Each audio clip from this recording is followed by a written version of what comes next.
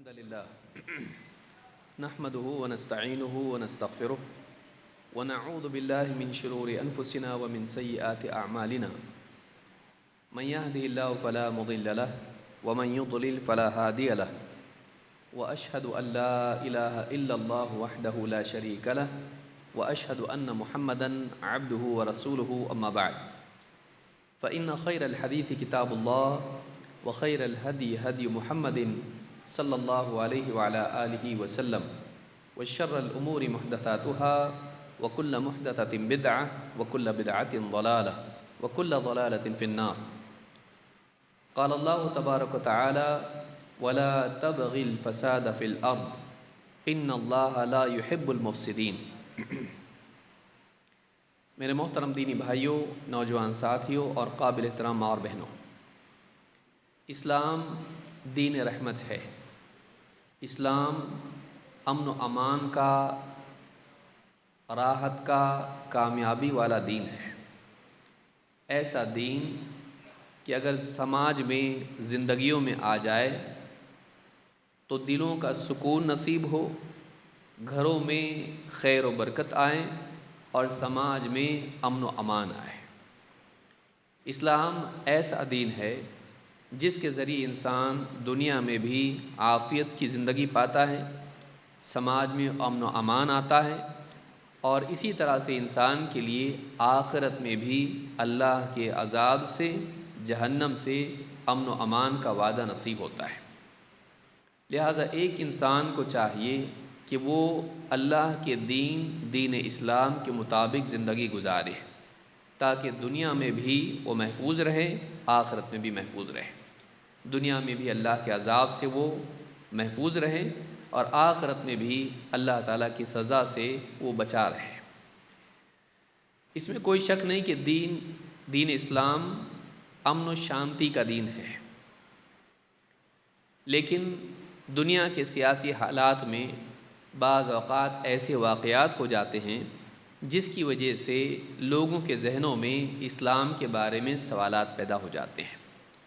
کبھی اسلام کے دشمنوں کی طرف سے اسلام کے بارے میں غلط بیانی ہوتی ہے، قرآن کی آیات کو غلط رنگ میں پیش کیا جاتا ہے، اللہ کے نبی صلی اللہ علیہ وسلم کی احادیث کے پس منظر کو، سیاق کو، کانٹیکسٹ کو اس سے کاٹ کے ان باتوں کو بیان کیا جاتا ہے، جس سے پوری دنیا میں یا دنیا کے کچھ حصوں میں اسلام کے بارے میں شک شبہ پیدا ہوتا ہے۔ کبھی بدقسمتی سے مسلمانوں میں سے بعض لوگوں کی طرف سے قول سے یا عمل سے ایسی غلطیاں ہو جاتی ہیں جو اسلام کے بارے میں لوگوں کی رائے کو بدل دیتی ہے۔ اسلام کے بارے میں وہ شک میں پڑ جاتے ہیں کہ یہ کیسا اسلام ہے، کیا اسلام یہ سکھاتا ہے۔ بعض مسلمانوں کی غلطیوں کی وجہ سے لوگ نہ صرف مسلمانوں سے بلکہ اسلام سے بھی بدظن ہو جاتے ہیں۔ ہر قوم میں اچھے لوگ ہوتے ہیں تو برے بھی ہوتے ہیں، ہر قوم میں سمجھدار لوگ ہوتے ہیں تو جاہل بھی ہوتے ہیں، ہر قوم میں امن و امان کو پسند کرنے والے لوگ ہوتے ہیں تو شرارت کرنے والے بھی لوگ ہوتے ہیں، دوسری قوموں میں ہیں تو مسلمانوں میں بھی ہوتے ہیں۔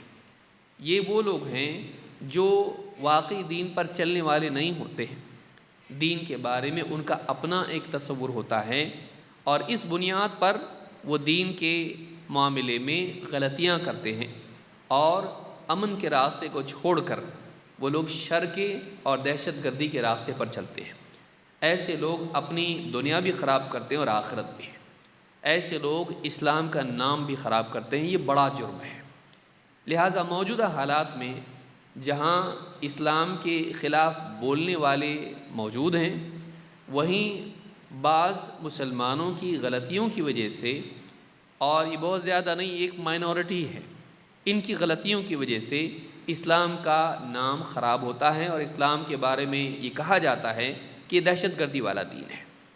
اسلام کے بارے میں غلط بیانیاں ہوتی رہیں گی، لیکن اگر ہماری غلطی نہ ہو تو لوگوں کے لیے سمجھنا آسان ہو جائے گا کہ صرف بولنے والوں کی باتیں مسلمان ایسے نہیں ہیں، لیکن مسلمانوں میں سے اگر بعض لوگ غلطی کرتے ہیں تو لوگ یہ سمجھیں گے کہ واقعی اسلام غلط ہے، دیکھو فلاں مسلمانوں نے ایسا کیا، فلاں علاقے کے مسلمانوں نے ایسا کیا۔ اگر غلط مثالیں موجود ہوں گی تو لوگ ان مثالوں کی وجہ سے اسلام کے بارے میں غلط رائے قائم کرنے پر مجبور ہو جائیں گے۔ لہٰذا موجودہ دور میں مسلمانوں کی ذمہ داری، بہت بڑی ذمہ داری یہ ہے کہ وہ اپنے قول و عمل سے ایسا نمونہ پیش نہ کریں کہ جس سے لوگ ان سے اور اسلام سے بدظن ہوں، اسلام کے بارے میں ان کی رائے خراب ہو جائے۔ جہاں تک کہ اسلام کا تعلق ہے، قرآن کریم کی آیات اور احادیث کا اگر کھلے ذہن سے مطالعہ کیا جائے تو صاف ظاہر ہوتا ہے کہ اسلام دہشت گردی کا دین نہیں ہے۔ اسلام میں امن کی تعلیم ہے، اور اگر واقعی سماج میں اسلام آ جائے تو سماج میں امن و امان آ سکتا ہے۔ اللہ رب العالمین نے قرآن کریم میں فرمایا وَلَا تَبْغِ الْفَسَادَ فِي الْأَرْضِ إِنَّ اللَّهَ لَا يُحِبُّ الْمُفْسِدِينَ، زمین میں فساد کی، بگاڑ کی چاہت مت کر۔ اللہ تعالیٰ فسادیوں کو، فساد پیدا کرنے والوں کو پسند نہیں کرتا ہے۔ اللہ سدھار چاہتا ہے، بگاڑ نہیں۔ جان، مال، عزت کا بگاڑ اللہ کو پسند نہیں ہے۔ کسی کی جان کو نقصان پہنچایا جائے، کسی کے مال کو نقصان پہنچایا جائے، کسی کی عزت خراب کی جائے، یہ اسلام میں پسندیدہ عمل نہیں ہے۔ لہٰذا اللہ تعالیٰ اس بگاڑ کو پسند نہیں کرتا ہے، بلکہ اس سے بڑھ کر یہ ہے عقیدے کا بگاڑ اور عمل کا بگاڑ اللہ کو پسند نہیں ہے۔ شرکیات، کفریات اور اسی طرح کی جتنی چیزیں ہیں اللہ کو پسند نہیں ہے۔ اسی طرح سے عملی اعتبار سے بدعتیں اور گناہ اللہ کو پسند نہیں ہے۔ تو اللہ تعالیٰ کسی قسم کا بھی بگاڑ پسند نہیں کرتا ہے۔ اسی لیے اللہ نے فرمایا وَلَا تَبْغِ الْفَسَادَ فِي الْأَرْضِ، زمین میں فساد کی چاہت مت کر۔ إِنَّ اللَّهَ لَا يُحِبُّ الْمُفْسِدِينَ، اللہ تعالیٰ مفسدین کو، فساد پیدا کرنے والوں کو پسند نہیں کرتا ہے۔ اسی طرح سے اللہ تعالیٰ نے فرمایا تِلْكَ الدَّارُ الْآخِرَةُ نَجْعَلُهَا لِلَّذِينَ لَا يُرِيدُونَ فِي الْأَرْضِ عُلُوًّا فِي الْأَرْضِ وَلَا فَسَادًا، یہ آخرت کا گھر ہے، ہم اسے ایسے لوگوں کے لیے رکھے ہوئے ہیں، یا اس کے ہم آخرت میں ان لوگوں کے لیے رکھیں گے، یعنی جنت، لِلَّذِينَ لَا يُرِيدُونَ عُلُوًّا فِي الْأَرْضِ وَلَا فَسَادًا، جو زمین میں بڑائی کی چاہت نہیں رکھتے اور زمین میں فساد کی چاہت نہیں رکھتے۔ دنیا میں جو لوگ گھمنڈ اور بڑائی کے لیے فساد پیدا کریں، آخرت میں ایسے لوگوں کے لیے جگہ نہیں ہے۔ آخرت میں ایسے لوگوں کے لیے جگہ ہے جو زمین میں عاجزی کے ساتھ رہیں، نرمی کے ساتھ زندگی گزاریں اور زمین میں فساد پیدا نہ کریں۔ تو اللہ تعالیٰ فساد کو اور فساد والوں کو پسند نہیں کرتا ہے۔ اللہ تعالیٰ ان کو پسند کرتا ہے جو بگاڑ کو دور کریں اور زمین میں سدھار لائیں۔ تو قرآن کی ان دو آیتوں سے یہ بات معلوم ہوتی ہے۔ پہلی آیت سورہ قصص کی ہے، آیت نمبر 77، اور دوسری آیت بھی سورہ قصص کی ہے، آیت نمبر 83۔ ان دو آیتوں سے معلوم ہوتا ہے فساد اللہ کو پسند نہیں، انارکی، کیوس، بگاڑ اور نقصان اللہ کو پسند نہیں ہے۔ کیا اسلام دہشت گردی کا دین ہے؟ آئیے اس بارے میں بھی کچھ آیات و احادیث دیکھتے ہیں۔ فضالہ ابن عبید کہتے ہیں قال رسول اللہ صلی اللہ علیہ وسلم فی حجۃ الوداع، حجۃ الوداع جو نبی صلی اللہ علیہ وسلم کا پہلا اور آخری حج ہے۔ اس حج میں مسلمانوں کی ایک بڑی تعداد جمع ہوئی تھی، کیونکہ اللہ کے نبی صلی اللہ علیہ وسلم نے بھی اس سال حج کیا۔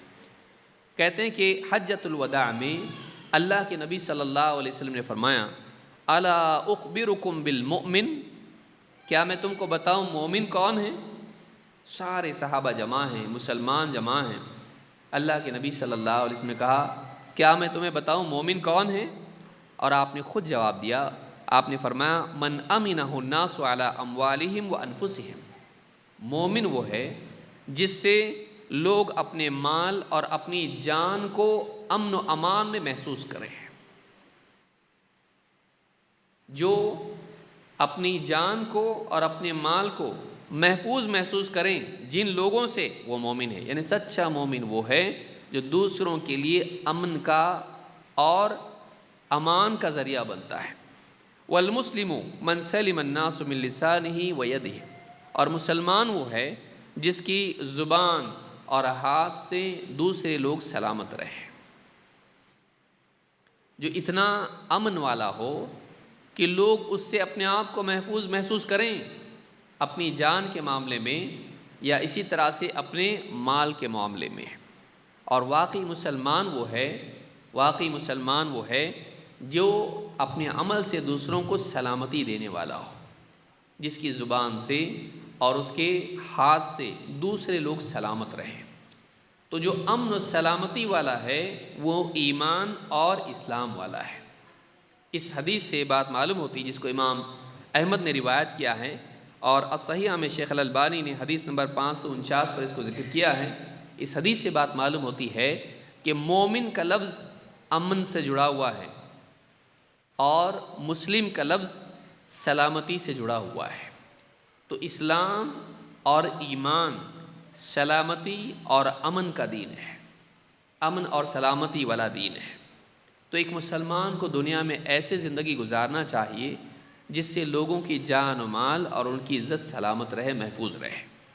دوسری چیز، اسلام میں قتل کا معاملہ معمولی نہیں ہے، جان کا معاملہ بہت سنگین ہے۔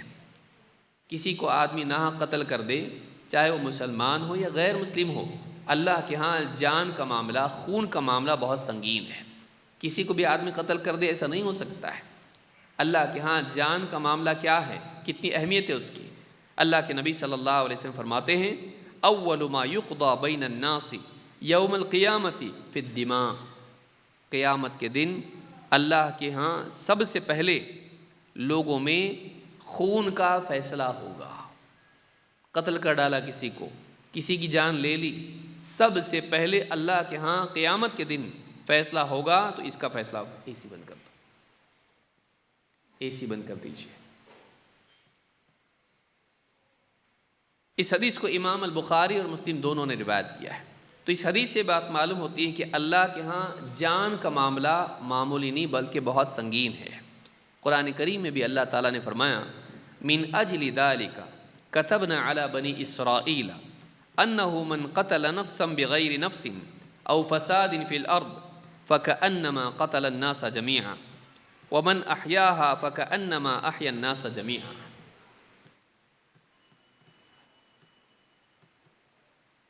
اس کو پیچھے لے لیں گے،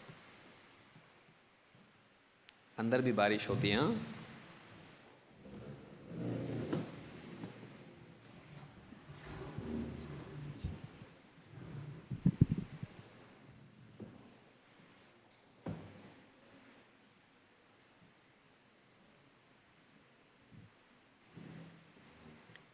من اجل ذلك كتبنا على بني اسرائيل انه من قتل نفسا بغير نفس او فساد في الارض فكأنما قتل الناس جميعا ومن احیاها فكأنما احیا الناس جميعا۔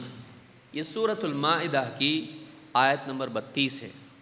اس آیت میں اللہ تعالیٰ نے فرمایا، یہی وجہ ہے کہ ہم نے بنی اسرائیل پر یہ چیز لکھ دی، یعنی بنی اسرائیل کے لیے پیغام حتمی طور پر بیان کر دیا۔ کیا؟ انہ من قتل نفسا بغیر نفس او فساد فی الارض، کہ جو کسی کو قتل کریں اگر وہ قتل جان کے بدلے جان نہ ہو اور زمین میں فساد کی سزا میں نہ ہو، تو ایسا آدمی فکأنما قتل الناس جميعا، تو یہ ایسا ہے جیسے اس نے ساری انسانیت کو مار ڈالا۔ جان کے بدلے جان سزا ہوتی ہے کہ اگر کسی نے قتل کر دیا، جج اس کے لیے فیصلہ کر سکتا ہے اسلامی عدالت میں کہ چونکہ اس نے جان لی ہے، اس کی سزا اس کو قتل کیا جائے گا، کیونکہ قتل کے بدلے سزا قتل ہے۔ یا پھر اس آدمی نے فساد پیدا کیا ہو، کئیوں کی جان لی ہو، یا اس طرح سے سماج میں کئیوں کو نقصان پہنچایا ہو، ڈاکو قسم کا آدمی ہے اور اس کی جان، لوگوں کی جان و مال اس سے خطرے میں ہے، یا ڈرگ ایڈکشن کی وجہ سے یا کسی اور وجہ سے وہ سماج کے لیے بہت بڑا خطرہ اور فسادی بن گیا ہے، تو ایسے انسان کے لیے حکومت سزا دے سکتی ہے کہ اس کو قتل کیا جائے۔ اگر ایسا نہیں ہے، بلکہ کوئی آدمی کسی کو یوں ہی مار ڈالتا ہے اس لیے کہ وہ پسند نہیں ہے، اس لیے کہ اس سے جھگڑا ہو گیا یا کسی اور وجہ سے اس کو مار ڈالتا ہے، تو فرمایا کہ فَكَأَنَّمَا قَتَلَ النَّاسَ جَمِيعًا، ایسے آدمی کا حال یہ ہے کہ گویا اس نے ساری انسانیت کو قتل کر ڈالا ہے۔ وَمَنْ أَحْيَاهَا فَكَأَنَّمَا أَحْيَا النَّاسَ جَمِيعًا، اور جس نے کسی انسان کی جان بچائی یہ ایسا ہے جیسے اس نے ساری انسانیت کی جان بچائی۔ آپ دیکھیے قرآن کریم کی اس آیت میں ایک جان کی قیمت کتنی اہمیت کے ساتھ جتائی گئی ہے کہ ایک جان کو بچانا ایسا ہے جیسے ساری انسانیت کو بچانا، اور ایک انسان کو قتل کرنا ایسا ہے جیسے وہ ساری انسانیت کا قاتل ہو۔ ایک انسان کا قتل کرنا بھی اتنا خطرناک، اتنا بھیانک، اتنا بڑا گناہ ہے کہ گویا وہ ساری انسانیت کو مار ڈالنے کے برابر ہے۔ تو اس سے معلوم ہوتا ہے کہ قتل کی اسلام میں حرمت بیان کی گئی ہے، کسی کو قتل نہیں کیا جا سکتا ہے۔ قتل کرنے کے بارے میں یہی قانون ہے کہ وہ جان کے بدلے جان ہو یا فساد کے بدلے سزا ہو۔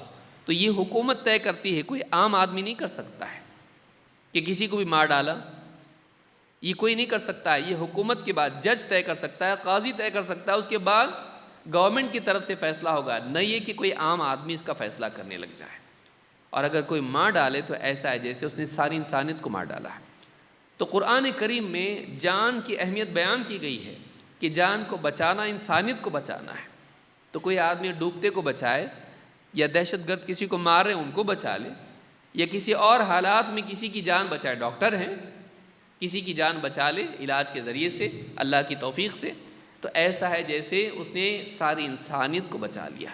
تو ایک جان کی قیمت اتنی زیادہ اسلام میں بتائی گئی ہے۔ اسی طرح سے آپ دیکھیں گے کہ غیر حربی کو قتل کرنا، ایسا شخص جو اسلامی حکومت میں رہتا ہو یا غیر اسلامی حکومت میں رہتا ہو لیکن مسلمانوں کا ان کے ساتھ معاہدہ ہے، اس کو معاہد کہتے ہیں۔ ذمی اس کو کہتے ہیں جو اسلامی حکومت میں رہتا ہو اور ایسے شخص کو امان دی گئی ہو۔ جو اسلامی حکومت میں آدمی رہتا ہو اس کی جان و مال محفوظ رہتی کیونکہ اسلامی حکومت میں ہو، اور وہ جزیہ دیتا ہے یا جو بھی ٹیکس دیتا ہے وہ اسلامی حکومت میں رہتا ہے، وہ محفوظ رہتا ہے۔ یا اسی طرح سے ایسا شخص جو معاہد ہو، یعنی اسلامی حکومت میں نہیں رہتا ہے لیکن ایسے ملک میں رہتا ہے جس سے اسلامی ملک کا معاہدہ ہے، دونوں پیس کے ساتھ رہ رہے ہیں، اگر ایسے ملک میں کسی غیر مسلم کو بھی قتل کرتا ہے یہ بھی حرام ہے، یہ بھی حرام ہے۔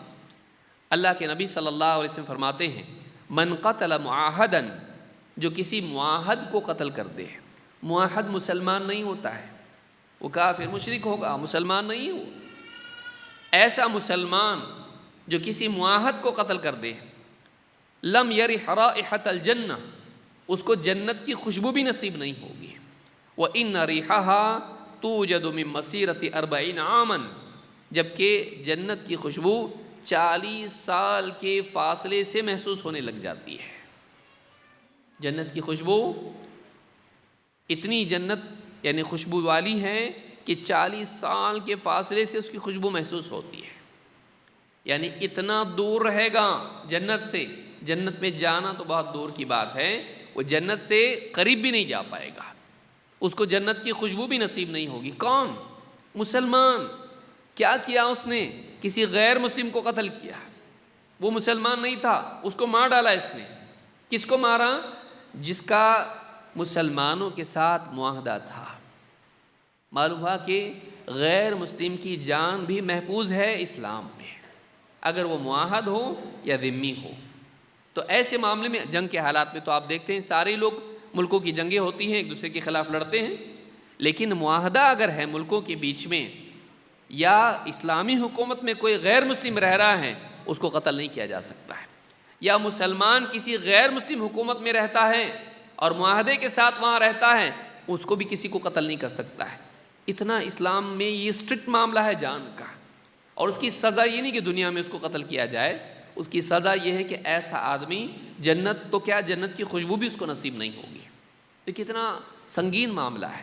اسلام میں غیر مسلم کی جان بھی کتنی محفوظ ہے، اسلام میں غیر مسلم کی جان بھی کتنی محفوظ ہے، اس کے لیے بھی امن و امان ہے اسلام کے اندر۔ لیکن یہ بات بتانے والے بتاتے نہیں ہیں، یہ بات اسلام کے بارے میں نیگیٹو کمنٹ کرنے والے یا تو جانتے نہیں ہیں یا تو جاننے کے بعد بتاتے نہیں ہیں۔ تو یہ بات جاننا ضروری ہے تاکہ ہم غیر مسلموں کے سامنے بات رکھ سکیں، تاکہ انہیں معلوم ہو کہ اسلام میں بھی امن و امان ہے اور غیر مسلموں کے لیے امن و امان ہے۔ غیر مسلم کو قتل کر کے سزا مسلمان کو ملے گی، دنیا کی نہیں، اللہ کے ہاں آخرت کی سزا ملے گی، وہ جنت سے محروم ہو جائے گا۔ اس حدیث کو امام البخاری نے کتاب الجزیہ میں ذکر کیا ہے، اور حدیث نمبر 3166 یہ حدیث ہے۔ اسی طرح سے جہاد کا لفظ موجودہ دور میں بہت بدنام لفظ مانا جاتا ہے کہ جہاد کا مطلب کیا ہے؟ غیر مسلمانوں کو مار ڈالو۔ نہیں، جہاد کا لفظ ایک بہت براڈ لفظ ہے، اور اس کا معنی ہوتا ہے سٹرگل کرنا، اور سٹرگل کرنا اپنے قول سے، اپنے قلم سے، اور اپنی کوششوں کے ذریعے سے، اور اگر نوبت آئے تو اسلامی حکومت اگر ہے تو جنگ کے ذریعے سے بھی، کہ ملکوں کو بعض اوقات جنگ کی بھی ضرورت پیش آ جاتی ہے، تو ایسے حالات میں جنگ بھی اس میں شامل ہوتی ہے، لیکن دہشت گردی جہاد نہیں ہے۔ دہشت گردی جہاد نہیں ہے کہ آدمی ایسے لوگوں کو جن کا کوئی قصور نہیں ہے ان کو مار ڈالے۔ اسلام میں اس کی کوئی گنجائش نہیں ہے، اسلام میں اس کی کوئی گنجائش نہیں ہے، بلکہ افضل ترین جہاد کی سب سے افضل قسم یہ ہے کہ انسان اپنی نفس سے جہاد کرے، انسان اپنے نفس سے جہاد کرے۔ اللہ کے نبی صلی اللہ علیہ وسلم فرماتے ہیں افضل الجہاد ان یجاہد الرجل نفسہ وہواہ، افضل جہاد یہ ہے کہ آدمی اپنے نفس اور اپنی خواہشات سے جہاد کرے۔ اپنے نفس کے مقابلے میں نفس انسان کو گناہوں کی طرف دعوت دیتا ہے، خواہشات انسان کو گناہوں کی طرف لے جاتی ہیں۔ انسان کا اپنے آپ سے لڑنا، اپنی بری ڈیزائر سے لڑنا، یہ بھی جہاد ہے۔ تو جہاد کا یہ مطلب نہیں کہ آپ غیر مسلموں کو قتل کر دیں، یہی جہاد نہیں ہے۔ جہاد جنگ بھی ہوتی ہے، لیکن جنگ شروع کہاں سے ہوتی ہے؟ اپنے آپ سے۔ کہ اسلام میں جہاد کا لفظ ایک بہت براڈ لفظ ہے، جس میں دوسروں سے لڑنا نہیں ہے بلکہ اپنے آپ سے لڑنا بھی جہاد میں آتا ہے، کہ ایک انسان اپنی بری خواہشات سے لڑے اور اپنے آپ کو برائیوں سے روکے، اور اپنے اندر جو شیطان ہے، اپنے اندر جو جانور ہیں، اپنے اندر جو برائی کی دعوت دینے والا نفس ہے، اس نفس کے خلاف لڑ کر اس کو برائیوں سے روکے۔ اس حدیث کو ابن النجار نے روایت کیا ہے، اور صحیح الجامع الصغیر میں شیخ الالبانی نے اس کو صحیح کہا ہے، حدیث نمبر 1099 ہے۔ بلکہ ترمذی کی روایت میں ہے، اللہ کے نبی صلی اللہ علیہ وسلم فرماتے ہیں المجاہد من جاہد نفسہ فی اللہ، مجاہد وہ ہے جو اللہ کی خاطر اپنے نفس سے جہاد کرے، اللہ کی خاطر اپنی نفس سے جہاد کرے، واقعی مجاہد وہ ہے۔ باہر کے دشمن سے لڑنا آسان ہوتا ہے، اندر کے دشمن سے لڑنا زیادہ مشکل ہے۔ اپنے نفس سے لڑنا یہ زیادہ مشکل کام ہے۔ اپنے آپ کو، اپنی برائیوں کو کنٹرول میں رکھ کے ایک انسان صحیح راستے پر جمع رہے، گناہوں کے راستے پر نہیں جائے، یہ زیادہ مشکل کام ہے۔ اس کو مارنا، اس کو پیٹنا، یہ کوئی بہت مشکل کام نہیں ہے۔ غصہ نکالنے کے لیے بعض اوقات آدمی کر بھی دیتا ہی ہے۔ اور آپ تو عام طور سے دیکھیں گے کہ جو اس طرح کے لوگ ہوتے ہیں جو دہشت گردی کے راستے پر جاتے ہیں، یہ عام طور سے اپنے گھر کے ماحول سے، اپنے سماج سے فرسٹریٹڈ لوگ ہوتے ہیں۔ جاب نہیں ملا، پڑھائی میں فیل ہو گیا، یا اس کی زندگی میں مسائل ہیں، بیوی سے پریشان، ماں باپ سے پریشان۔ بعض اوقات بہت سے لوگ اس طرح سے فرسٹریٹڈ ہوتے ہیں، اور بعض اوقات میڈیا کے راستے سے یہ فرسٹریشن آتا ہے۔ اس ملک میں ایسا ہو رہا ہے، اس ملک میں ویسا ہو رہا ہے، اس علاقے میں ایسا ہو رہا ہے، مسلمانوں پر ظلم ہو رہا ہے۔ وہ فرسٹریشن میں پھر اپنے طور پر وہ فیصلہ کر لیتا ہے کہ ہم کو کچھ کرنا پڑے گا، اور پھر دہشت گردی کے راستے پر چلا جاتا ہے۔ میڈیا میں ایسے لوگ اس کو مل جاتے ہیں، کبھی فیس بک پر، کبھی انسٹاگرام پر، اور کبھی کسی ویب سائٹ پر، جو اس کو بتاتے ہیں کہ تم کو کچھ کرنا چاہیے، اور یہ اپنا سارا فرسٹریشن اسی راستے سے نکالتے ہیں۔ ہم کو ان راستوں سے بچنا چاہیے، اور اپنے نوجوانوں کو ان چیزوں سے بچانا چاہیے، ان چیزوں سے بچانا چاہیے۔ تو اللہ کے نبی صلی اللہ علیہ وسلم نے فرمایا المجاہد من جاہد نفسہ فی اللہ، مجاہد وہ ہے جو اللہ کی خاطر، اللہ کی راہ میں اپنے نفس سے جہاد کرے، اپنے نفس سے جہاد کرے۔ امام ترمذی نے اس کو روایت کیا ہے۔ بلکہ آپ دیکھیں گے کہ اسلام میں جنگ کے میدان میں بھی اللہ کے نبی صلی اللہ علیہ وسلم نے ہم کو یہ تعلیم دی ہے کہ تم جنگ کی تمنا مت کرو۔ اگر اسلام جنگ والا دین ہوتا، دہشت گردی والا دین ہوتا، تو اسلام میں جنگ کی تمنا کی دعوت دی جاتی ہے، لیکن اللہ کے نبی صلی اللہ علیہ وسلم عام حالات میں نہیں، جنگ کے میدان میں کھڑے ہیں، لیکن جنگ کے میدان میں کھڑے ہو کر آپ یہ کہہ رہے ہیں مسلمانوں سے کہ جنگ کی تمنا مت کرو۔ آئیے حدیث کیا ہے ہم دیکھتے ہیں۔ عبداللہ ابن ابی اوفا رضی اللہ تعالیٰ کہتے ہیں ان رسول اللہ صلی اللہ علیہ وسلم فی بعض ایامہ التی لقی فیہا، اللہ کے نبی صلی اللہ علیہ وسلم ایک دن، جس دن آپ کے بالمقابل دشمن تھے، جس سے مٹ بھیڑ ہونے والی تھی، جنگ کا ماحول بنا ہوا تھا، انتظر حتی مالت الشمس، آپ انتظار کرتے رہے یہاں تک کہ سورج ڈھل گیا، دوپہر کا وقت اور تھوڑا سا لیٹ ہو گیا۔ ثم قام فی الناس خطیبا، پھر آپ لوگوں کے درمیان کھڑے ہوئے، لوگوں کے درمیان خطبہ دینے کے لیے۔ قال ایھا الناس، اے لوگوں، لا تتمنوا لقاء العدو وسلوا اللہ العافیہ۔ آپ دیکھیے جنگ کا میدان ہے، سامنے دشمن موجود ہے، اور اللہ کے نبی صلی اللہ علیہ وسلم خطبے کے لیے کھڑے ہو کر کہہ رہے ہیں اے لوگو لا تتمنوا لقاء العدو، دشمن سے مٹ بھیڑ کی تمنا مت کرو، وسلوا اللہ العافیہ، اللہ سے عافیت ہی مانگو، جنگ نہ ہو اسی کی چاہت رکھو اللہ سے، نہیں لڑو، لڑنے کی چاہت جنگ ہونا ہی چاہیے، نہیں۔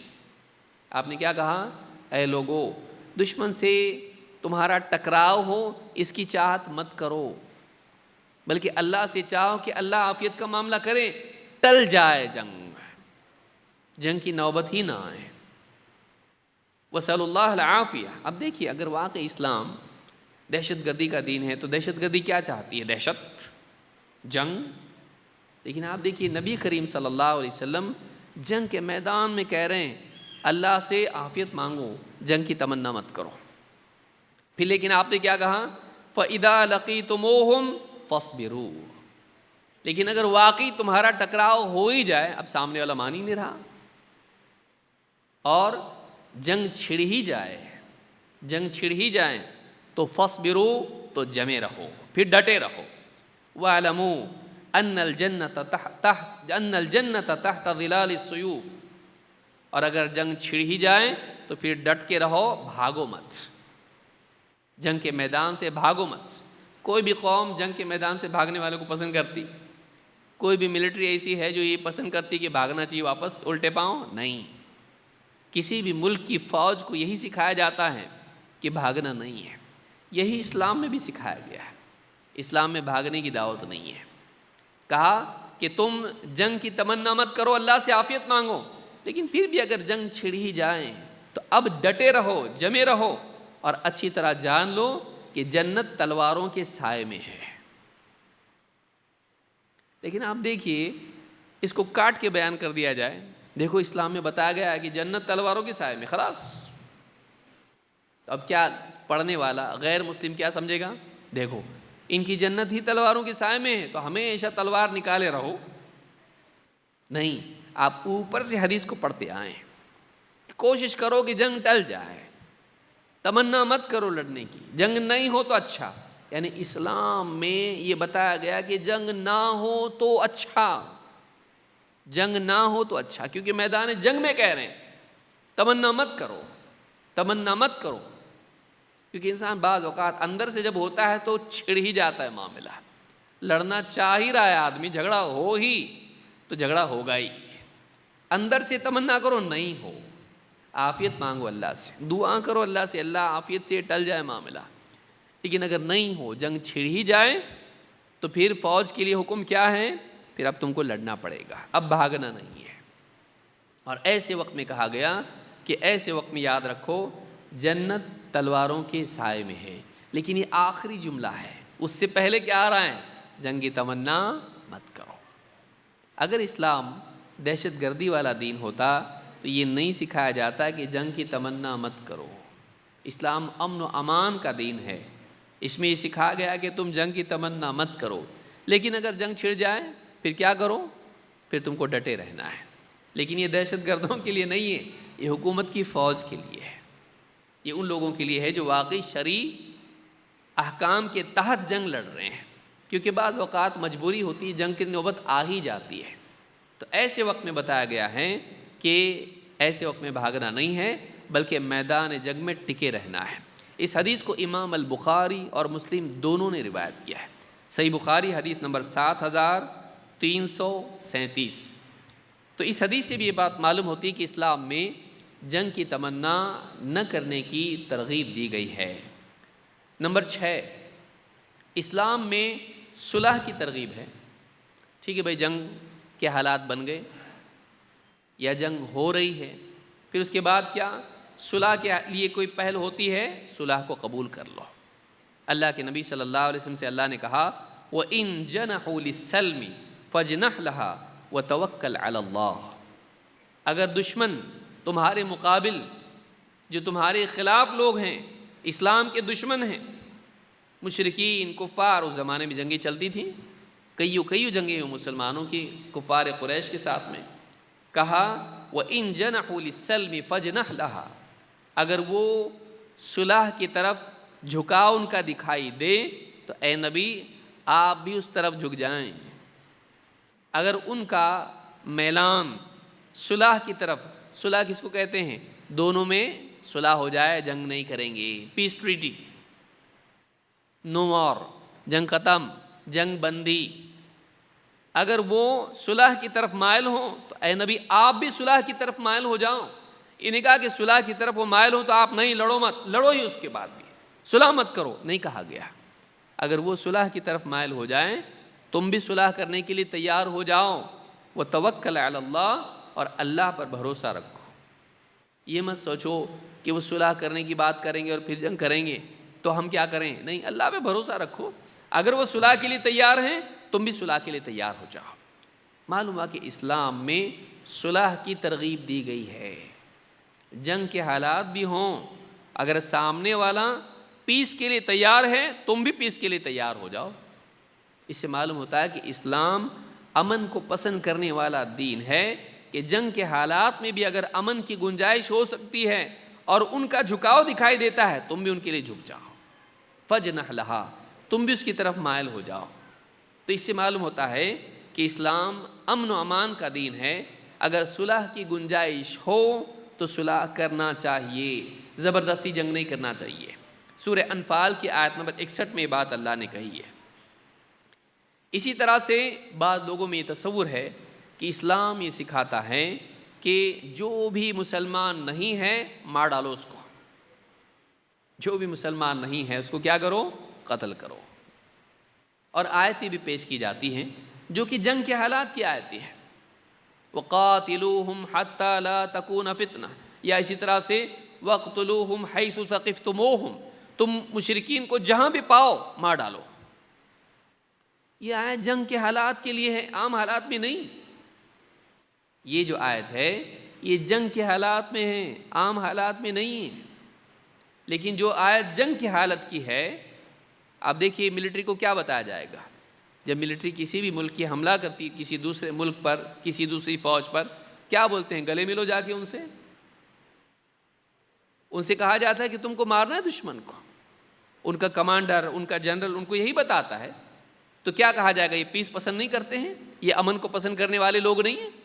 اگر امن کو پسند کرنے والے ہوتے تو جنگ کیوں کرتے؟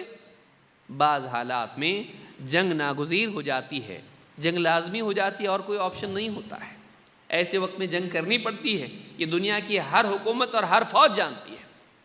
اسلام میں بھی یہی بات ہے، عجیب کیا ہے، نیا کیا ہے۔ لیکن آپ دیکھیے ایسے حالات میں بھی مسلمانوں کے لیے غیر مسلموں کے بارے میں کیا کہا گیا ہے۔ کیا اسلام یہ سکھاتا ہے کہ سارے غیر مسلموں کو مار ڈالو؟ نہیں۔ اللہ تعالیٰ نے قرآن کریم میں فرمایا لا ينهاكم الله عن الذين لم يقاتلوكم في الدين ولم يخرجوكم من دياركم ان تبروهم وتقسطوا اليهم، جن لوگوں نے تم سے جنگ نہیں کی اور تم کو تمہارے گھروں سے نکال باہر نہیں کیا، تم کو بے گھر نہیں کیا، دو باتیں بیان کی۔ مکہ والوں نے کیا کیا تھا، مسلمانوں کو مجبور کر دیا کہ وہ مکہ چھوڑ کے مدینہ چلے جائیں، بے گھر کیا، رہنے نہیں دیا مکہ میں۔ دو، اور جب مکہ سے مدینہ ہجرت کر کے آئے پھر وہ لگاتار ان کے ساتھ حملے کر کے جنگیں شروع کر دی. تو یہ ان کا معاملہ تو الگ ہے، بے گھر بھی کیا، جنگیں بھی کی، تو دشمن ہے. لیکن کہا کہ جن لوگوں نے تم کو بے گھر نہیں کیا اور تم سے دین کی بنیاد پر جنگ نہیں کی، اللہ تعالیٰ تم کو اس بات سے منع نہیں کرتا ہے کہ ان تبروہم وتقسطوا الیہم. دو باتیں بیان کی اللہ نے. اللہ ان سے تم کو منع نہیں کرتا ہے کہ تم ان کے ساتھ میں احسان کا معاملہ کرو اور ان کے ساتھ تم انصاف کا معاملہ کرو. دو باتیں ہیں، احسان اور انصاف. ان تبروہم وتقسطوا الیہم. تبروہم، ان کے ساتھ بھلائی کرو، ان کے ساتھ بھلائی کرو، ان پر احسان کرو. دو، ان کے ساتھ عدل و انصاف کا معاملہ کرو، ظلم مت کرو، ان سے ظلم مت کرو، انصاف کرو. اور ان پہ انصاف ہی نہیں، ان کے ساتھ میں احسان کا معاملہ کرو. اللہ اس سے تم کو منع نہیں کرتا ہے، بلکہ اللہ نے کہا ان اللہ یحب المقسطین، بلکہ اللہ تو انصاف کرنے، عدل و انصاف کرنے والوں کو پسند کرتا ہے. آپ بتائیے، مسلمانوں کو اس بات کی ترغیب دی جا رہی ہے کہ وہ غیر مسلموں کے ساتھ میں احسان کا معاملہ کریں اور انصاف کا معاملہ کریں. ان کو قتل کرنے کی دعوت نہیں دی جا رہی ہے، بلکہ ان پر احسان کرنے کی دعوت دی جا رہی ہے، اور ان کے ساتھ انصاف کا سکھایا جا رہا ہے کہ وہ مسلمان نہیں ہے پھر بھی تم کو اس کے ساتھ انصاف کرنا ہے. بتائیے کون کرتا ہے ایسا؟ قرآن کی آیت میں بتایا جا رہا ہے وہ مسلمان نہیں ہے، لیکن پھر بھی تم کو ان کے ساتھ کیا کرنا ہے؟ انصاف کرنا ہے، عدل و انصاف کرنا ہے. کیوں؟ اس لیے کہ اللہ تعالیٰ عدل و انصاف کرنے والوں کو پسند کرتا ہے. بلکہ صرف یہ نہیں کہ اس کا حق اس کو دو، اس پہ ظلم مت کرو، اس پہ احسان کرو. ان تبروہم، بر کا معاملہ ان کے ساتھ کیا جائے، احسان کا معاملہ ان کے ساتھ کیا جائے.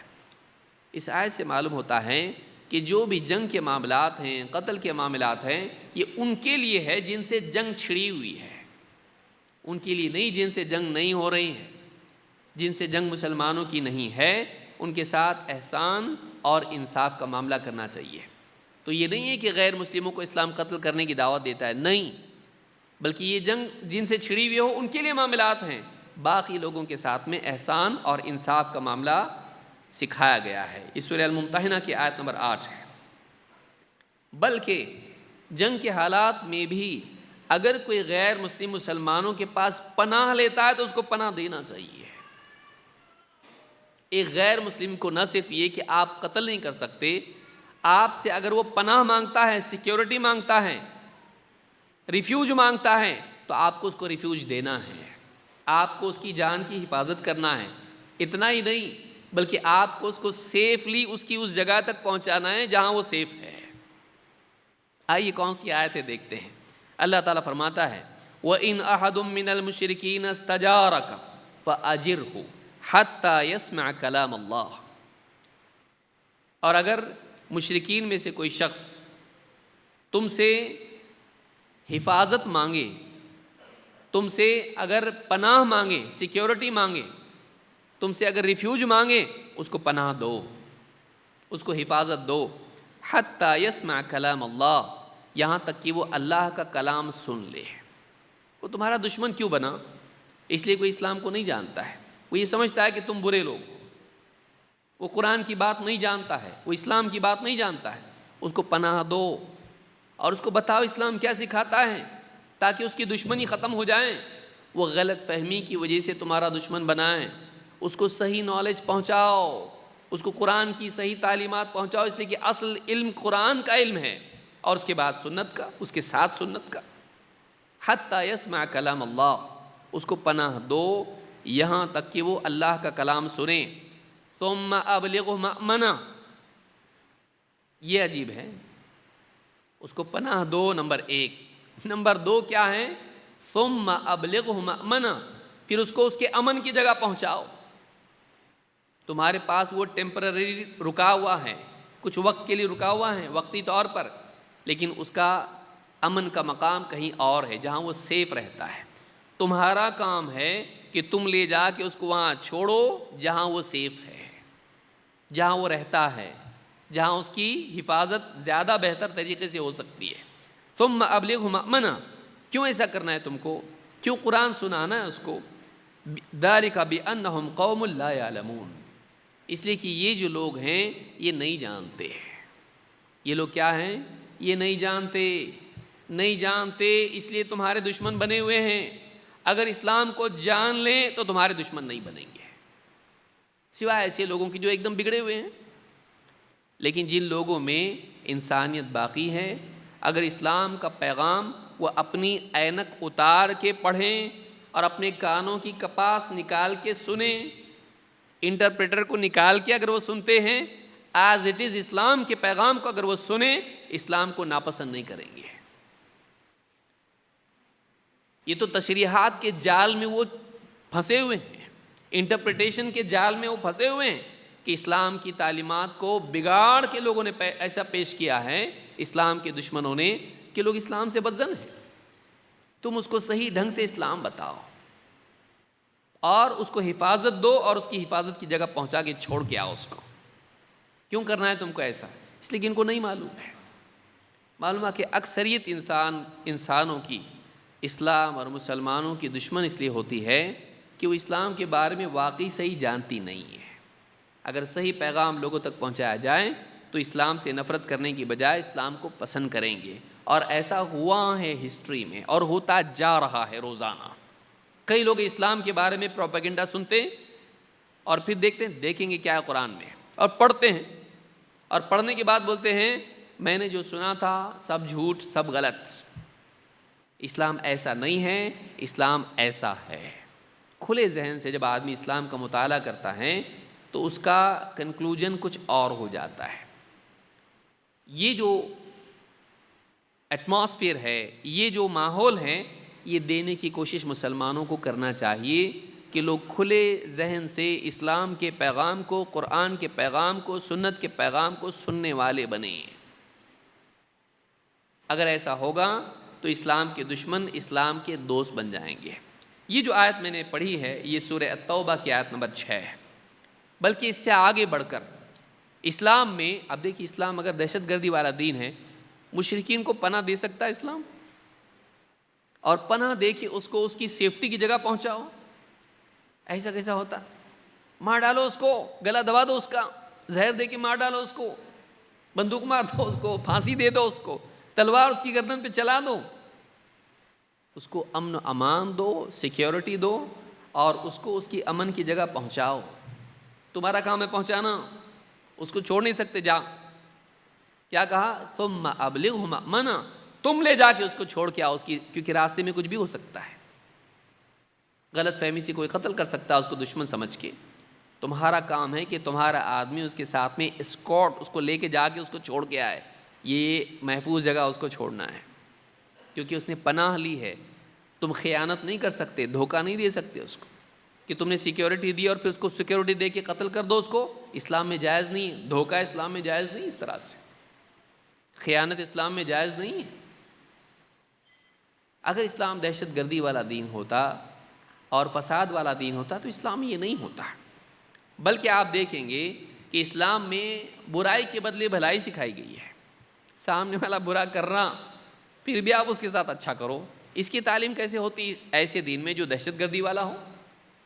دہشت گردی والے دین میں تو ایسا ہوگا کہ وہ اچھا بھی کیا تو تم کو برا کرنا ہے اس کے ساتھ میں۔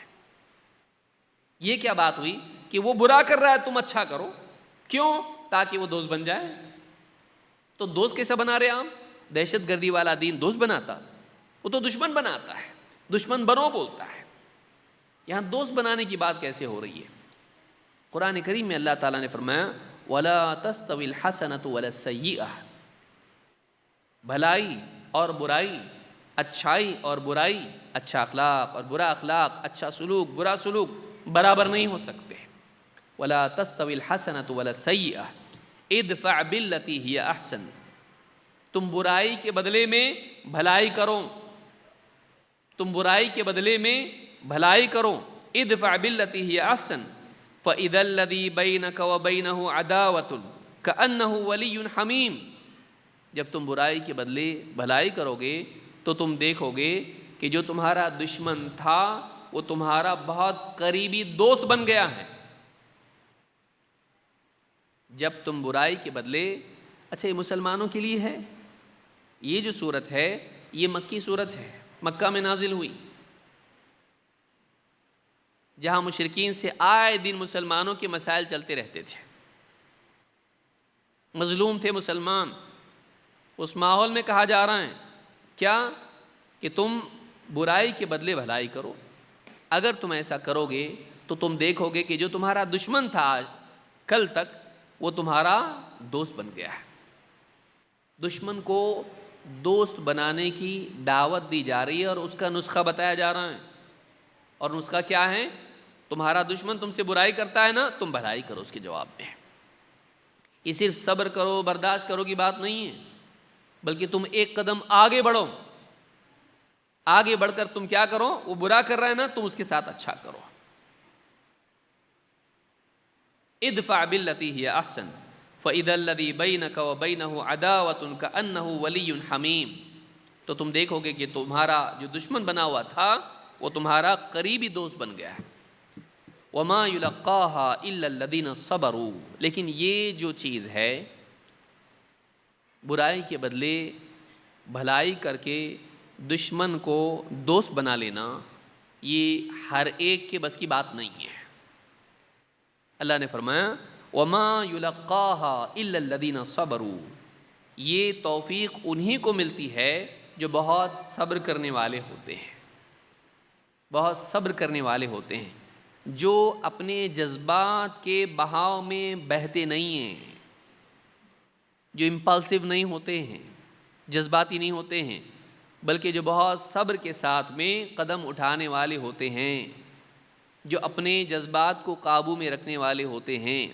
وما یلقاها الا الذین صبروا، یہ انہی کو نصیب ہوتا ہے جو بہت صبر کرنے والے ہوتے ہیں۔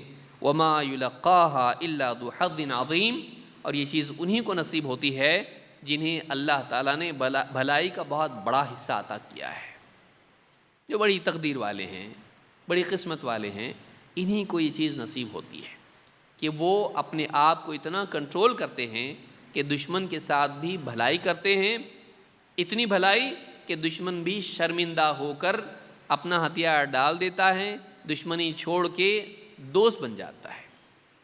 اسلام دشمن کو دوست بنانے کی دعوت دیتا ہے،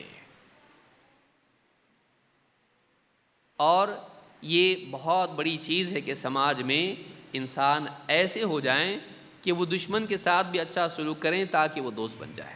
اس کے ذریعے سے سماج میں امن و امان آتا ہے، برائی کے بدلے برائی کرنے سے سماج میں امن و امان نہیں آتا ہے۔ یہ سورہ فصلت کی آیت نمبر 34-35 ہے۔ نمبر 10، اسلام میں عمومی رحمت کی دعوت دی گئی ہے، عالمی رحمت کی دعوت دی گئی ہے، عالمی سطح پر۔ جیسے قرآن کریم میں آپ دیکھیں اللہ تعالیٰ فرماتا ہے الحمدللہ رب العالمین الرحمن الرحیم، تمام تعریف اللہ کے لیے ہے جو سارے عالمین کا رب ہے، اور جو کیسا ہے؟ الرحمن ہے، الرحیم ہے، بڑا مہربان ہے، رحم کرنے والا ہے۔ اللہ تعالیٰ کا تعارف جب ہم کو کرایا گیا سورہ فاتحہ میں، قرآن کھولتی پہلی سورت کیا پڑھتا آدمی؟ اللہ بہت عذاب دینے والا، بسم اللہ الرحمن الرحیم، شروع اللہ کے نام سے جو الرحمن ہے اور الرحیم ہے، وہ بڑی رحم کرنے والی ذات ہے، اور وہ بندوں پر رحم کرتا ہے، وہ ساری مخلوق پر رحم کرنے والا ہے، اور خصوصی طور پر اہل ایمان پر رحم کرتا ہے۔ وہ دنیا میں بھی رحم کرتا ہے ساری مخلوق پر، اور آخرت میں بھی رحم کرے گا ان بندوں پر جو اس کی رحمت کے واقعی حقدار ہوں۔ اب دیکھیے اللہ تعالیٰ نے قرآن کریم میں شروعات ہی میں ہم کو یہ سکھایا کہ اللہ رحم والا ہے، اور ہم کو رحمت کی دعوت دی جا رہی ہے۔ وَإِلَٰهُكُمْ إِلَٰهٌ وَاحِدٌ لَا إِلَٰهَ إِلَّا هُوَ الرحمن الرحیم، تمہارا معبود تو بس ایک معبود ہے، اس کے سوا کوئی عبادت کے لائق نہیں۔ توحید کی دعوت اسلام کی ہے، جو اسلام کی نمایاں دعوت ہے، جو دوسرے دینوں سے اسلام کو الگ کرتی ہے، وہ توحید ہے۔ لیکن توحید کی دعوت دیتے دیتے اللہ نے ساتھ میں کیا سکھایا؟ لا الہ الا هو الرحمن الرحیم، وہ بڑا مہربان نہایت رحم والا ہے۔ بلکہ اللہ تعالیٰ نے اپنے نبی کا تعارف کرایا، اپنا تعارف کرایا تو رحمت بتائی، اپنے نبی کا تعارف کرایا تو بھی کیا کہا؟ وما ارسلناک الا رحمۃ للعالمین، اے نبی ہم نے آپ کو سارے عالمین کے لیے رحمت بنا کر بھیجا ہے، صرف مسلمانوں کے لیے نہیں۔ ہمارے نبی کس کے لیے رحمت ہیں؟ صرف مسلمانوں کے لیے، عرب کے لیے، مکہ والوں کے لیے، مدینہ والوں کے لیے، کس کے لیے؟ وما ارسلناک الا رحمۃ للعالمین، آپ سارے عالمین کے لیے رحمت بنا کر بھیجے گئے ہو۔ اس سے معلوم ہوتا ہے کہ نبی کریم صلی اللہ علیہ وسلم ساری انسانیت کے لیے رحمت سے ہیں، صرف مسلمانوں کے لیے نہیں۔ تو مسلمان کس کے لیے رحمت ہونا چاہیے؟ آئیے دیکھتے ہیں حدیث میں کیا ہے۔ انس بن مالک رضی اللہ تعالیٰ کہتے ہیں اللہ کے رسول صلی اللہ علیہ وسلم نے فرمایا والذی نفسی بیدہ، اس ذات کی قسم جس کے ہاتھ میں میری جان ہے، لا یدع اللہ رحمتہ الا علی رحیم، اللہ تعالیٰ اپنی رحمت رحم کرنے والوں ہی پر ڈالتا ہے۔ اللہ کی رحمت انہی کو نصیب ہوتی ہے جو دوسروں پر رحم کرنے والے ہوتے ہیں۔ رحم کرنے والے پہ اللہ رحم کرتا ہے۔ صحابہ نے کیا کہا؟ صحابہ نے کہا یا رسول اللہ کلنا یرحم، صحابہ نے کہا اللہ کے رسول ہم تو سبھی رحم کرتے ہیں، کون ایسا ہے جو رحم نہیں کرتا؟ بیوی پہ رحم، بچوں پہ رحم، ماں باپ پہ رحم، دوست احباب پہ، رشتہ داروں پر رحم، ہم میں سے ہر ایک رحم کرنے والا ہی تو ہے نا، کون ایسا آدمی ہوگا جو کسی پہ رحم نہیں کرتا ہے؟ قالوا یا رسول اللہ وکلنا یرحم، اے اللہ کے رسول ہم سبھی تو رحم کرتے ہی ہیں نا۔ آپ نے فرمایا لیس برحمت احدکم صاحبہ، اپنے اپنوں پر رحم کرنا نہیں ہے، یرحم الناس کافۃ، واقعی رحم کرنا یہ ہے کہ آدمی سارے لوگوں پر رحم کرنے والا ہو۔ کیا بتایا گیا؟ رحم یہ نہیں ہے کہ تم اپنے اپنوں پر رحم کرو، یہ میرا یہ میرا یہ میرا اور ان پر میں رحم کروں گا، نہیں، کہا یرحم الناس کافۃ، واقعی رحم کرنا یہ ہے کہ آدمی سارے لوگوں پر رحم کرے۔ سارے لوگوں میں کون آتا ہے؟ خالی مسلمان؟ اپنوں پر رحم نہیں، سب پہ رحم، ساری انسانیت پر رحم، چاہے آپ اس کو جانتے نہیں جانتے، وہ مسلمان ہو یا کسی بھی دین دھرم کا ماننے والا ہو۔ حدیث ہم کو یہ بتا رہی ہے کہ واقعی اللہ کی رحمت کا حقدار وہ ہے جو ساری انسانیت پر رحم کرنے والا ہو۔ آپ بتائیے اسلام کی کیا تعلیم ہے یہ؟ لیکن جو لوگ اسلام کے بارے میں بدگمانی کا شکار ہیں، یہ چیزیں ان کے سامنے نہیں ہیں۔ ہمارے دشمن کیسا پیش کریں گے؟ جو اسلام کو پسند نہیں کرتے وہ تو نہیں پیش کریں گے، ہم کو معلوم ہے، ہم پیش کر رہے ہیں اس کو نہیں۔ کیوں؟ اس لیے کہ ہمارے پاس یہ علم نہیں ہے۔ کرنے کا کام یہ ہے کہ اس دور میں ہم اسلام کو واقعی صحیح ڈھنگ سے سیکھیں اور اسلام کی تعلیمات کو لوگوں کے سامنے رکھیں۔ وہ ساری باتیں جو جنگوں کی، قتل کی ہے، وہ جنگ سے متعلق ہے، عام حالات کے لیے نہیں ہے، اور وہ سبھی مانتے ہیں، اور ہر ملک کا قانون اور ہر ملک کا طریقہ اس کا ہوتا ہے۔ لیکن عام حالات کے لیے اسلام کی تعلیمات کیا ہیں؟ عام حالات کے لیے اسلام کی تعلیمات یہ ہے کہ تم مشرکین سے، کفار سے بھی اچھا سلوک کرو، احسان کا سلوک کرو، عدل و انصاف ان کے ساتھ کرو، اگر وہ پناہ مانگے، سیکیورٹی مانگے، ان کی جان و مال کی حفاظت کرو، ان کو حفاظت کی جگہ پہنچاؤ، جنگ کی تمنا مت کرو، صلح کا موقع ہو تو تیار ہو جاؤ، بلکہ برائی کے بدلے میں بھی بھلائی کرو۔ یہ ساری تعلیمات کس دین میں ہے؟ یہ میں آپ کے سامنے قصے کہانیاں نہیں بیان کر رہا ہوں، یہ قرآن و سنت کی دعوت ہے، یہ قرآن میں ہے، حدیث میں ہے۔ تو فلاں ایک آدھ مسلمان یا فلاں علاقے کا کوئی 10 مسلمان، 5 مسلمان کسی ملک کے کوئی کام کر رہے ہیں، غلط کام کر رہے ہیں، آپ اس کی سزا اسلام کو نہیں دے سکتے، آپ ان کی بنیاد پر اسلام کو غلط نہیں بول سکتے، یا ان کی بنیاد پر آپ سارے مسلمانوں کو مجرم نہیں بنا سکتے۔ یہ ظلم ہے، یہ ظلم ہے۔ صحیح بات یہ ہے کہ جو غلط کرے اس کی سزا اسی کو ہونی چاہیے، اس کا ذمہ دار وہ خود ہے۔ یہ نہیں کہ آپ ایک کی سزا سارے لوگوں کو دیں، بلکہ اسلام کو آپ مجرم قرار دیں۔ یہ مسلمان ہے نا، اس نے غلط کام کیا نا، اس لیے اسلام برا۔ یہ انصاف کے بھی خلاف ہے اور عقل کے بھی خلاف ہے کہ جس نے غلط کام کیا ہے چاہے وہ اسلام کا نام لے کے کرے. کوئی بھی آدمی غلط کام کرنے والا کسی بھی دین کا نام، کسی بھی دھرم کا نام لے کے غلط کام کر سکتا ہے، وہ اس کی غلطی ہے. آپ یہ دیکھو کہ یہ دین سکھاتا کیا ہے، اسلام سکھاتا کیا ہے. لہٰذا اللہ کے نبی صلی اللہ علیہ وسلم نے، اور یہ غیر مسلموں سے ہماری گزارش ہے، جو مسلمان نہیں ہے ان لوگوں سے ہماری گزارش ہے کہ ہو سکتا ہے کچھ مسلمان بھی ایسا کام کریں جو اسلام کی تعلیمات کے خلاف ہو اور دہشت گردی کے راستے پر جائیں. کون سی قوم ایسی جس میں ایسے لوگ نہیں ہیں؟ خالی مسلمانوں میں ایسے ہیں؟ خالی مسلمانوں میں ایسے لوگ نہیں ہیں. ہر دین دھرم کے ماننے والوں میں، ہر قوم میں ایسے لوگ آپ کو ملیں گے جو دہشت گردی کی مینٹالٹی رکھتے ہیں. لہٰذا کرنے کا کام اس میں یہ ہے کہ جو لوگ غلط ہیں آپ ان کو غلطی کا ذمہ دار قرار دیں، نہ یہ کہ آپ اس چادر میں سب کو لپیٹ لیں. اللہ کے نبی صلی اللہ علیہ وسلم فرماتے ہیں ان اعظم الناس عند اللہ فریۃ لرجل حاج رجلا فحاج القبیلۃ باسرها. امام ابن ماجہ نے اس کو روایت کیا ہے، صحیح الجامع صغیر حدیث نمبر 1569. حدیث صحیح ہے. کیا حدیث ہے؟ یہ اصول اسلام میں دیا گیا ہے. آپ نے فرمایا کہ اللہ کے نزدیک سب سے جھوٹا آدمی وہ ہے اور تہمت لگانے والا آدمی وہ ہے جو کسی ایک آدمی کی غلطی پر اس کی برائی کرنے لگے تو برائی کرتے کرتے اس کے پورے قبیلے کو ہی برا بولتے ہیں. جیسا ہوتا ہے نا، آدمی کیا کہے، تیرا پورا خاندان خراب. خاندان تیرے پاس، خاندان نے کچھ نہیں کیا تجھ کو، یہ تمہاری پوری قوم خراب ہے. ایک آدمی کی غلطی کی بنیاد پر وہ اس کی پوری قوم کو غلط بولے، اس کے پورے قبیلے کو غلط بولے. یہ کیا ہے؟ یہ جھوٹ ہے. یہ جھوٹ ہے اور یہ ناانصافی ہے. تو یہ نہیں ہونا چاہیے. کسی ایک آدمی کی غلطی پر اسی آدمی کو ذمہ دار قرار دیا جائے، پھر جس سزا کا وہ مستحق ہو اس کو دی جائے، لیکن اس کی غلطی کی بنیاد پر آپ اس کی پوری قوم کو آپ ذمہ دار قرار دیں اور اس کو غلط بولیں، یہ ناانصافی ہے اور یہ عقل کے بھی خلاف ہے، یہ اخلاقی اصولوں کے بھی خلاف ہے. لہٰذا اسلام کی تعلیم یہ ہے کہ جس نے غلط کیا ہے اس کو غلط بولو، اس کو برا بولو، اس کی بنیاد پر اس کے پورے قبیلے کو مت بولو. اور قبیلہ سے بڑی قوم ہوتی ہے، آپ پوری قوم کو غلط بول رہے ہیں، نہیں کر سکتے آپ.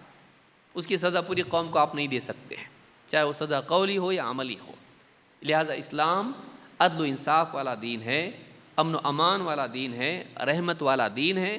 اگر ایک آدمی انصاف کے ساتھ اسلام کی تعلیمات کو غلط اینک اتار کے کھلی آنکھوں سے، کھلے ذہن سے پڑھے، سنے، دیکھے، تو ایسا آدمی اسلام کے بارے میں اعتراف کرنے پر مجبور ہو جائے گا کہ اسلام اچھا دین ہے، امن و امان والا دین ہے. اللہ رب العالمین ہم سب کو اس کی توفیق عطا فرمائیں کہ ہم اسلام کے بہتر نمائندہ بن سکیں اور لوگوں کے سامنے اپنے قول، اپنے علم کے ذریعے سے اسلام کی صحیح تصویر پیش کر سکیں. اقول ھذا واستغفر اللہ لی ولکم.